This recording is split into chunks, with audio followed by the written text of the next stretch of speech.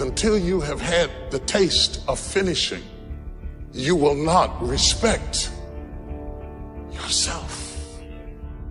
Until you follow through, until something is done, come hell or high water, tears and struggles and pain, and you go through it anyway, and you show up and you continue to fight on no matter the circumstances.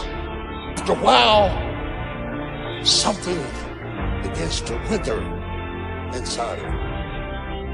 How do you do that? How do you change your mind away from fear to big, hairy, audacious goals? How do you do this thing where you become what you think about?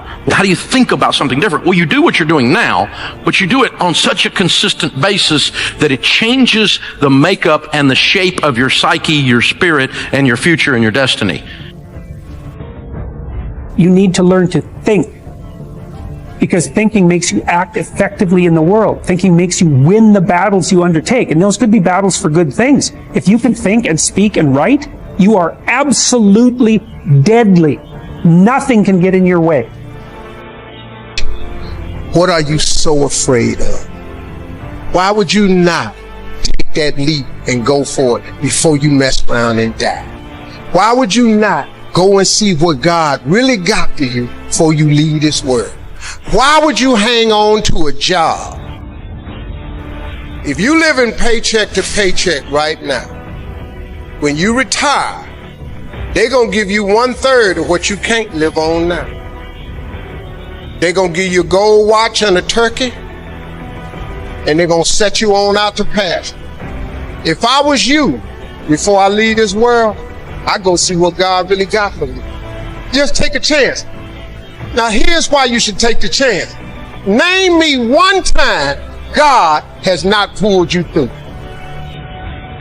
Some people quit because things are out of control. Nobody quits what you can control.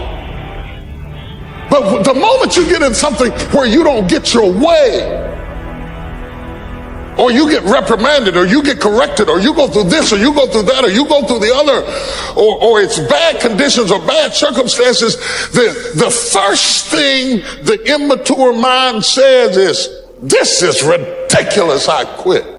I have a way of taking 1 second when I want to quit and saying, okay, you endured this. So I look at my life and how I came up as the ultimate training ground versus most people look at it as why? Woe is me. God, why? Why? I had to flip this upside down and say, hang on a second. God was training me to be one of the baddest men on the planet Earth. That's how, this was my journey, because those things beat me, but they didn't kill me. You gotta have a permeating attitude that you're gonna win. You gotta have a positive outlook. You gotta be optimistic. You gotta know you're gonna win. You gotta, right now, you gotta say, I'm gonna win.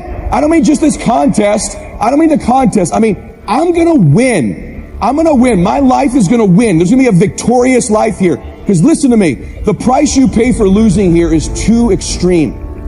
You have to carry the burden of failure the rest of your life. You carry that around with you. You give up. You gotta decide I'm gonna win. You gotta decide that the failure part of carrying failure, you've been exposed to what your life could be. If you fail here, the price is extreme. It's forever. You carry the failure forever. I'm being honest with you. I meet people oftentimes that say, I was in WFG, you really changed my life with this meeting, but. And they put their heads down. They've been carrying it. They carry it. They see these Facebooks and Instagrams and what we're doing. You gotta know you're gonna win. You gotta sell out. Yeah, I'm telling you, you gotta become a sellout. You need to sell out. You need to get obsessed. You got to get relentless. You got to be a road dog. You got to get intense. That's what you got to do. You got to put your head down for a 4 to 6 year window. I don't care if you're brand new or you're one of these front rows. We need 4 to 6 years right now, like the best you ever had.